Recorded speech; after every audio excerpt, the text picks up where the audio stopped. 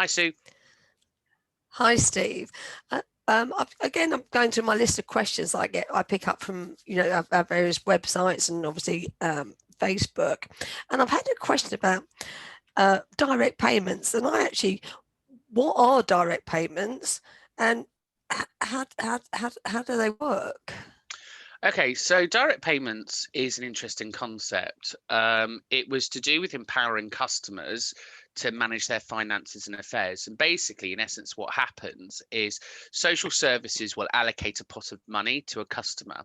And then rather than them using services such as home care or residential or nursing, they're able to appoint what's called a PA. So that's the personal assistants, and they're able to manage their needs. So in essence, what it is if you imagine you're the customer, you're given this pot of money from social services to pay for your care. You would then employ a member of staff to meet your care needs, and therefore, technically you become the employer in that incidence. So the way that this qualification can kind of link in there depends on what your health needs are. So let's say, maybe you're diabetic, maybe you've got other underlying health conditions or common health conditions.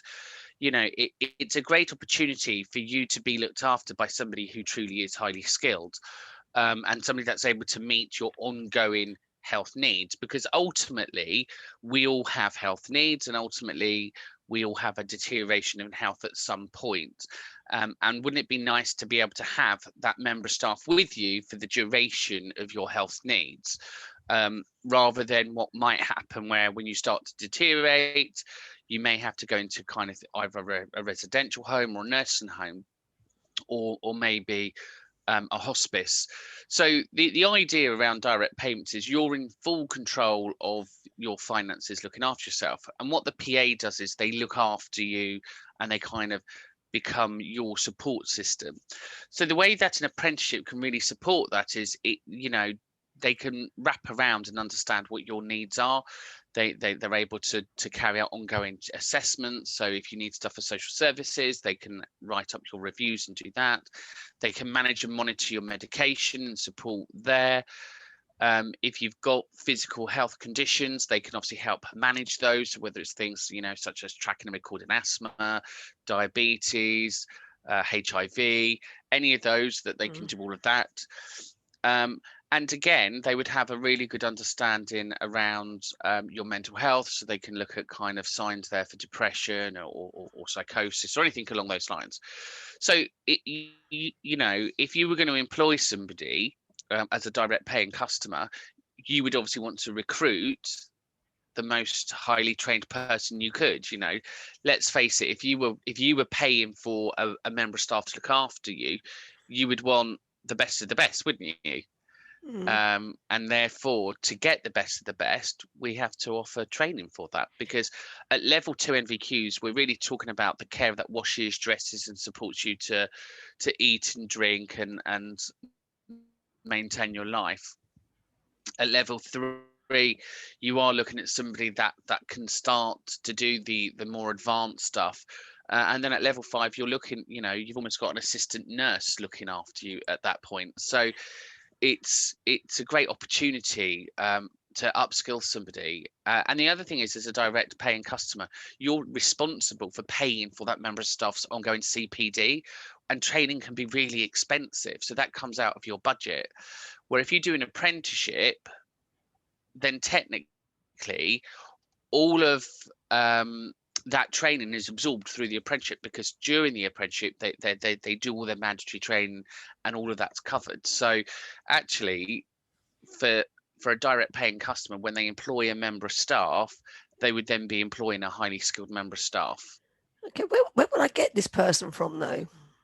So direct payments can come from anywhere, really. There's organizations that list companies that can supply staff.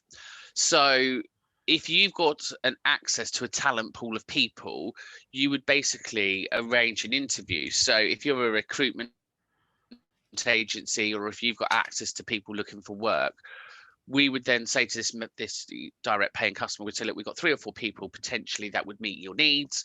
Would you like to conduct their interviews? The customer interviews the person, and then they agree the job offer that way. So it's a bit like a recruitment agency, if you like, but that's not really kind of how it works, because the reality is that this person who's an individual just employs that one person.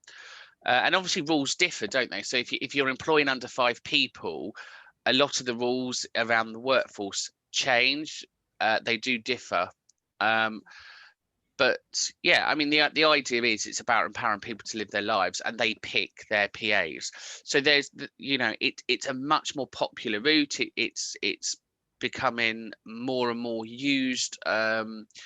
And there are organizations out there, if you type in direct payment organizations, you'll see the vast number of people that are on direct payments. Yeah, right. So it's useful to be able to kind of do that. So if you're looking to work in social care, it's a great stepping stone in, because you start off with meeting one person, and you can kind of learn how to meet one person's needs, rather than working in a job where you're having to work under a huge amount of pressure meeting multiple needs.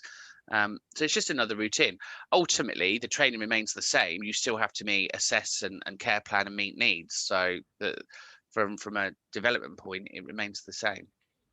Okay, thank you. That's lovely. That's well explained. Thank you very No much. worries. Thank you, too.